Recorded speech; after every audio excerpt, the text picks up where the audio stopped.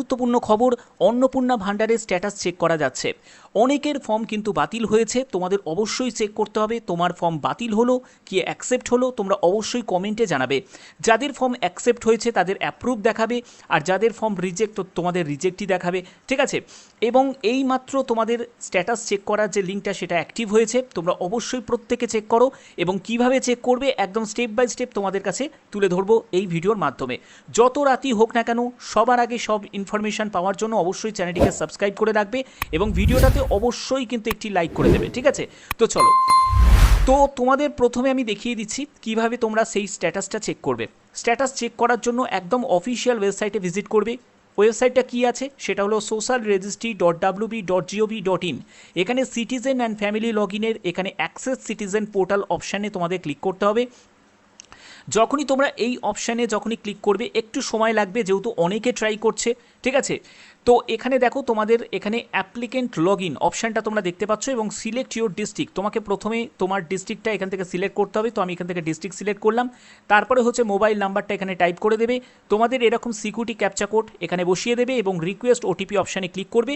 তোমার registered mobile নাম্বারে একটি ওটিপি আসবে, সেই ওটিপিটাকে বসালে তোমরা অ্যাপ্লিকেশন স্ট্যাটাসটা তোমরা চেক করতে পারবে। তো তোমাদের স্ট্যাটাসে কেমন কি দেখাবে দেখো, এখানে আমি একটি ক্যান্ডিডেটের তার স্ট্যাটাসটা তোমাদের দেখাচ্ছি। তার অ্যাপ্লিকেশন সাবমিটেড এবং family level data collection form তোমরা দেখতে পাচ্ছ এবং তোমার এখানে অ্যাপ্লিকেশন আইডিটাও তোমাদের শো হবে, অর্থাৎ আবেদন নম্বরটা। এখান থেকে স্ক্রল করে নিচের দিকে নামলে দেখতে পাবে হেড অফ ফ্যামিলি এবং কোন ডেটে তার ফর্ম সাবমিশন করেছে সেই ডেট এবং টাইমটাও কিন্তু মেনশন করা রয়েছে। এবার হচ্ছে বেনিফিশিয়ারি স্ট্যাটাস দেখতে পাচ্ছ, এটা হলো বেনিফিশিয়ারি স্ট্যাটাস।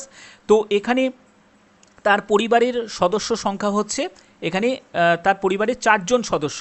দেখো, প্রথম যে সদস্য তার অ্যাপ্লিকেশন রিজেক্ট, দ্বিতীয় সদস্য তারও অ্যাপ্লিকেশন রিজেক্ট, তারপরে তৃতীয় সদস্য তারও অ্যাপ্লিকেশন রিজেক্ট এবং চতুর্থ সদস্য তারও অ্যাপ্লিকেশন রিজেক্ট। তোমাদের কি দেখাচ্ছে? তোমাদের কি দেখাচ্ছে? রিজেক্ট দেখাচ্ছে না অ্যাপ্রুভ দেখাচ্ছে? সেটা অবশ্যই কিন্তু প্রত্যেকে কমেন্টে জানাবে, ঠিক আছে। ওকে, তো চলো এর পরবর্তী আমরা দেখে নিই। তো যদি তোমার রিজেক্ট দেখায় তাহলে দেখো, রিজেক্ট দেখানো মানে কিন্তু একটু ভয়ঙ্কর ব্যাপার, কারণ রিজেক্ট হওয়া মানে ফর্মটা কিন্তু একেবারে রিজেক্ট হয়ে গেল।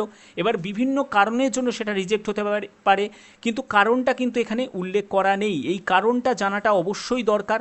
যদি কারণ না জানিয়ে যদি রিজেক্ট করে দেয় তাহলে কিন্তু খুব বড় মুশকিল। আর যদি রিজেক্টও করে তাহলে প্রত্যেকের কিন্তু উচিত এডিট অপশান দেওয়ার, যাতে তারা এডিট করতে পারে সেই সুযোগটা কিন্তু প্রত্যেককে দেওয়া উচিত, ঠিক আছে।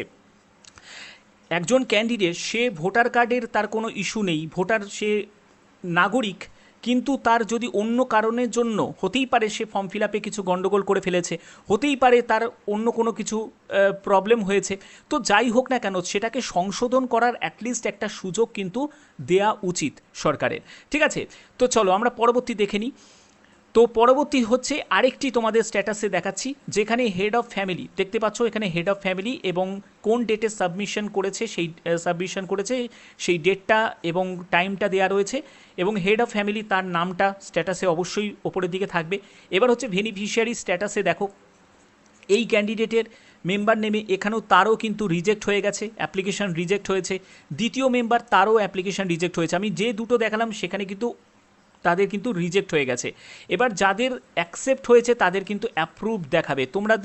কাদের তোমাদের অ্যাপ্রুভ দেখাচ্ছে তোমরা অবশ্যই কিন্তু কমেন্টে জানাবে, ঠিক আছে। আর কাদের রিজেক্টেড দেখাচ্ছে সেটাও কিন্তু কমেন্টে জানাবে। ওকে, এর পরবর্তী তোমাদের আরেকটি তোমাদের স্ট্যাটাসে দেখাচ্ছি। দেখো, এখানে হেড অফ ফ্যামিলি এবং কোন ডেটে সাবমিশন করেছে এবং ডেট টাইমটা কিন্তু এখানে দেওয়া রয়েছে।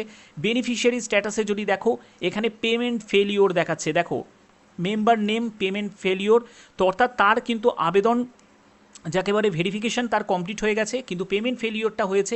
হতে পারে তার ডিবিটি লিঙ্ক করা নেই, যখন টাকা পাঠানো হয়েছে তখন কিন্তু সেটা লিঙ্ক যেহেতু করা নেই তাহলে সেক্ষেত্রে তার যায়নি টাকাটা। হতে পারে ব্যাংকের কোনো ইস্যু হতে পারে, ব্যাংক ইস্যু হতে পারে, ঠিক আছে, ব্যাংক ইস্যুও হতে পারে, ঠিক আছে। এইসব বিভিন্ন এগুলো সাধারণত কি হবে, যে ব্যাংকিং রিলেটেড যদি কোনো রকম সমস্যা যদি হয়, সেটা টিবিটি লিঙ্ক করার নেই বা ব্যাংকের কোনো সার্ভার ইস্যু বা এইসবের কারণের জন্য পেমেন্টটা ফেলিওর হয়েছে, সরকার থেকে পাঠিয়েছে কিন্তু পেমেন্ট ফেলিওর, পেমেন্টটা হয়নি, ঠিক আছে। তো দ্বিতীয় মেম্বার তারও কিন্তু পেমেন্ট ফেলিওর এরকম হয়েছে। তো তোমাদের কাদের এরকম কন্ডিশন হয়েছে তোমরা কিন্তু অবশ্যই তোমরা জানাবে যে কাদের অ্যাপ্রুভড হয়েছে, কাদের রিজেক্ট হয়েছে, কাদের পেমেন্ট ফেলিওর হয়েছে। তোমাদের স্ট্যাটাসটা অবশ্যই তোমরা প্রত্যেকে জানাবে, ঠিক আছে? তো এবং তোমাদের যখনই কোনো নতুন আপডেট আসবে অবশ্যই তোমাদের কাছে সেই আপডেট আমি পৌঁছে দেবো, কোনো চিন্তা নেই। তার জন্য তোমাদের একটিই কাজ করতে হবে, চ্যানেলটিকে সাবস্ক্রাইব করে বেল আইকনটাকে অবশ্যই তোমরা অল করে রাখবে এবং ভিডিওটাতে অবশ্যই তোমরা লাইক করে দেবে। যত রাতই হোক না কেন সেই আপডেট তোমাদের কাছে সবার আগে পৌঁছে যাবে। এখনের মতো এটুকুই, টাটা।